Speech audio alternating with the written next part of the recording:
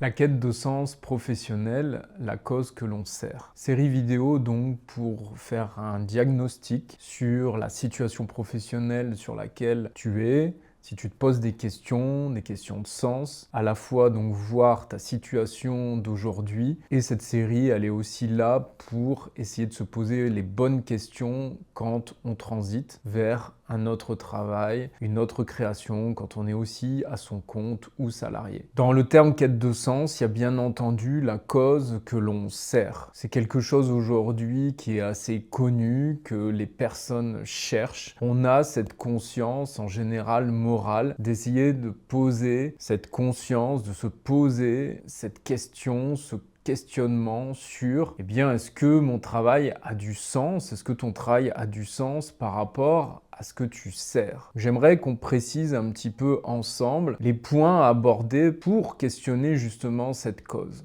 Il y a deux impacts principaux quand on travaille, quand on crée, qu'on soit aussi bien à son compte que dans le salariat. La cause que l'on va servir peut être donc directement liée aux produits, aux services, à ce qu'on apporte directement à nos clients. Ça peut être aussi des bénéficiaires d'une manière générale. On n'a pas toujours ce terme client. Ça peut être par exemple les enfants dans une école, ça peut être un service public, ça peut être un service privé. Donc il y a dans notre travail un impact direct en général.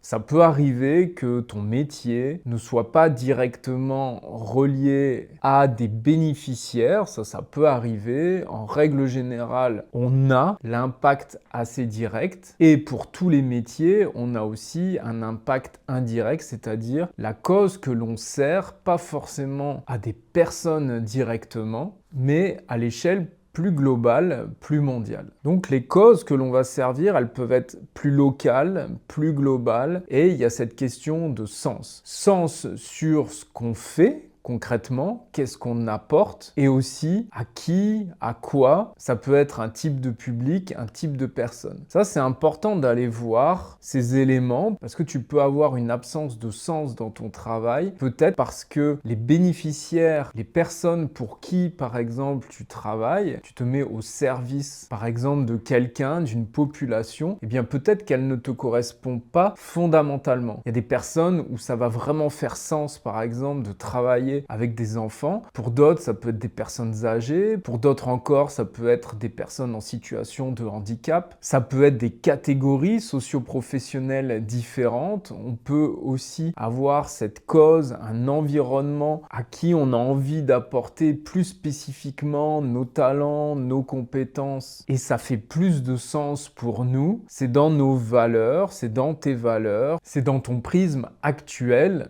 d'évolution professionnelle, personnelle, globale de ta vie. Donc ça, c'est important de bien considérer ces deux échelles. En fonction, bien entendu, de ton métier, de ton travail, il y a peut-être vraiment une échelle très locale, moins globale, ou au contraire, tu es peut-être plus à traiter avec des entreprises qui traitent avec d'autres entreprises qui, à la fin, au bout de la chaîne, vont traiter sur une échelle plus globale. Mais ça va être important d'essayer de voir l'ensemble de ton travail, comment il est en lien et comment il contribue pour toi ou qu'il contribue moins pour toi. Un petit exercice pour donner des valeurs, c'est par exemple de prendre une échelle de 0 à 10. 0, ce sera le minimum, aucune raison, je ne sers absolument pas une cause qui me porte et qui m'intéresse. 10 complètement. Ça peut être intéressant de mettre une échelle de valeur pour voir à peu près tu es à combien en fonction de tes différentes activités professionnelles et des différents public que tu touches directement ou indirectement. Parce qu'il peut y avoir une tension à cet endroit-là. Peut-être que dans ce que tu fais, tu sers quelque chose qui est très bénéfique, mais peut-être qu'à une échelle plus globale, au fond de toi, tu sais que pour, par exemple, apporter ce bénéfice, eh bien, une échelle plus macrocosme, c'est moins en lien avec tes valeurs et vice-versa. Ce qu'il est important de réaliser dans la quête de sens professionnel, c'est que tout ça reste une question de subjectivité par rapport à toi, par rapport à ton évolution, par rapport à ton contexte de vie, avec qui tu partages ta vie, qui tu côtoies. Il y a aussi un contexte culturel, sociétal qui peut faire changer et faire évoluer ce sens et c'est important de le considérer. À la fois, toi, tu peux avoir d'une certaine manière une morale dans ce que tu fais, tu peux être aligné avec tes valeurs, mais peut-être qu'il y a une influence autour de toi qui vient te dire « Eh bien non, ce n'est pas forcément dans mes croyances, dans mes valeurs ». Ça peut être toi y croire fondamentalement, personnellement et moins autour de toi, donc tu peux avoir une influence, ça t'impacte. Tu penses que ça n'a pas beaucoup de sens parce que ton entourage, l'environnement, la société va dire que ça n'a pas forcément de valeur, même que parfois, ça peut être mal de travailler, par exemple, dans cette industrie. Mais toi, personnellement, tu t'y retrouves parce que, à travers ta subjectivité, à travers ton expérience, eh bien, tu y trouves du sens. Et l'inverse est vrai aussi. Et des fois, c'est là où ça peut être un peu plus subtil. La société, l'environnement global peut trouver du sens. Il y a comme un non-questionnement par rapport au métier que tu fais. C'est-à-dire, c'est une bonne chose, c'est porté, ça a des bonnes valeurs ce que tu es en train de réaliser. Mais toi, fondamentalement, tu as peut-être aussi une autre place par rapport à ça. Tu as peut-être envie de servir aussi une autre cause ou autre chose, même si ton métier sert ou peut-être qu'intérieurement, eh bien, tu n'es pas en cohérence avec le monde qui t'entoure, l'état d'esprit moral qui entoure la perception de ton travail, de ton activité professionnelle. Donc ça, il faut être attentif à cette subjectivité. On oublie que c'est subjectif, on pense à un moment parce qu'il y a beaucoup de personnes qui vont penser dans un même sens, que ça devient une objectivité alors que pas forcément. Ça va évoluer au cours du temps. Tu as peut-être eu aussi du sens avant, tu en as moins aujourd'hui, ou à l'inverse, ton travail peut aussi prendre plus de sens aujourd'hui qu'avant. En général, ce sens, on essaye de le trouver. Depuis toujours, les personnes vont chercher à valider ce qu'elles font, puisque la morale fait partie de notre humanité. Donc ce qui va souvent se passer, c'est qu'on va trouver une raison, une cause. Il y a beaucoup de personnes, par exemple, qui vont œuvrer pour leur cercle familial. Elles vont apporter du sens, leur travail va avoir du sens parce que, par exemple, elles vont avoir un certain statut social, des finances pour servir leur famille.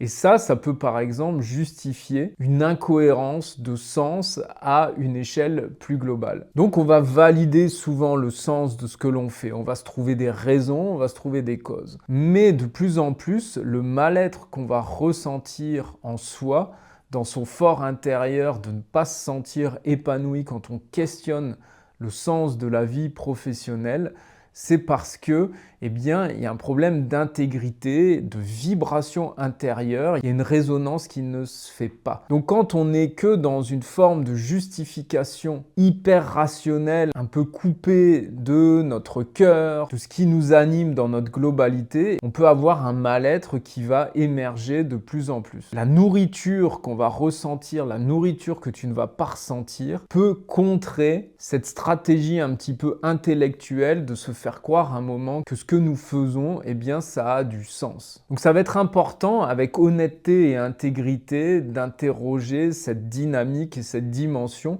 avec l'ensemble des paramètres. Peut-être que je sers un monde et je desserre un autre monde. Il y a des personnes, par exemple, qui vont œuvrer pour des grandes valeurs, mais qui vont aussi se retrouver peut-être dans des difficultés plus intimes parce que, par exemple, ce travail ne paye pas suffisamment pour assurer un équilibre plus personnel. Donc ça peut être vrai dans les deux sens. Donc ça va être important d'essayer de considérer le service, la cause que l'on sert à travers son métier une nouvelle fois dans une globalité. La réelle cohérence et la réelle congruence, à un moment, elle vient vraiment nourrir. On se pose plus de questions quand c'est bien aligné. En tout cas, plus de questions sur le sens de la cause. Dans mon cas, par exemple, j'ai travaillé plusieurs années en Afrique dans des ONG et ça, par exemple, moralement, au niveau du monde, eh bien, c'était très bénéfique. Mais intérieurement, moi, je sentais qu'il y avait des contractions par rapport à ça. Ça manquait de sens global pour la cohérence et l'ensemble de ma vie avec mes croyances du moment. Et par rapport à mon métier d'accompagnement, aujourd'hui, c'est très aligné. Je sens que c'est très aligné et il y a vraiment plus de questions qui se posent, alors que peut-être qu'au niveau plus sociétal, contextuel, eh bien, on pourrait dire peut-être que ça a moins de sens ce que je fais aujourd'hui que ce que je faisais il y a quelques années. Donc cette subjectivité t'appartient, cette subjectivité, elle est subtile et elle est assez individualisée. Même s'il y a des grandes lignes directrices sur le sens, mais faire attention de ne pas se faire coincer par ces grandes lignes, ces grandes morales qui peuvent être dissonantes par rapport à ce que tu fais, par rapport à ton métier. Cette quête de sens est tellement présente aujourd'hui que presque chaque entreprise va tenter de justifier ce qu'elle fait, le pourquoi elle le fait, sa mission d'entreprise. Et on peut arriver à un certain excès, à mon sens, de surface pour acheter la bonne conscience. Donc ça va être important d'aller explorer au-delà justement de la surface. Est-ce que ça nourrit vraiment intérieurement? Est-ce que je suis vraiment en accord, par exemple, avec la politique de l'entreprise dans laquelle je suis? Est-ce que c'est une culture fondamentale qui me convient? Est-ce que dans son fonctionnement, ça me va? Est-ce qu'elle est vraiment au service pour toi? Ou est-ce que c'est pas très profond? Les questionnements de sens professionnel peuvent vraiment venir de ce phénomène. Et il y a un dernier point qui est important, c'est aussi l'effet complémentaire de cela.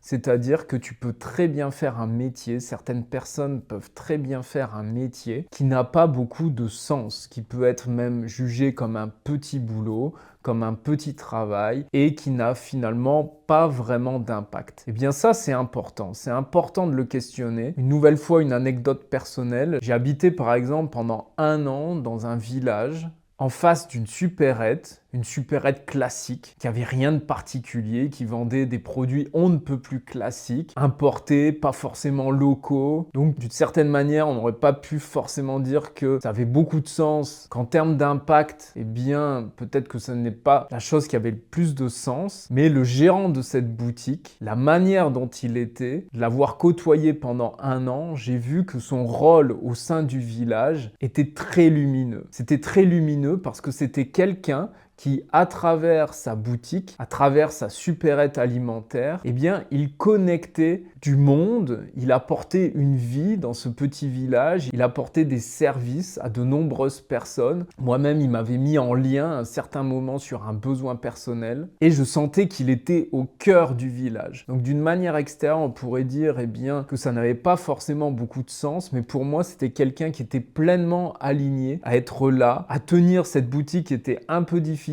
à rendre rentable, mais ça avait énormément de sens selon moi et je sentais qu'il était animé par cette vie villageoise. Donc, ça peut être ton cas. Peut-être que tu n'as pas osé aller vers un métier qui a moins de sens sur le papier, mais qui peut faire beaucoup plus sens pour toi. Comme à l'inverse, peut-être te poser des questions pour évoluer et changer parce qu'il y a des jugements autour de ton travail et de la cause que tu sers, alors que tu peux être pleinement aligné et apporter, je dirais, un sens invisible à ce que tu fais, à ce que tu es, à ce que tu produis, à ce que tu crées, rien qu'en étant dans ton travail au quotidien, dans les interactions que tu peux avoir avec toi-même et les autres. Donc, quelle est ta raison d'être qui te fait lever le matin? Est-ce qu'il y a une cause que tu as envie de servir, de mieux servir, d'affiner cette raison d'être, du pourquoi tu travailles? Ou peut-être que tu as toujours eu des questionnements, une envie dans un certain domaine et que tu n'as peut-être pas osé.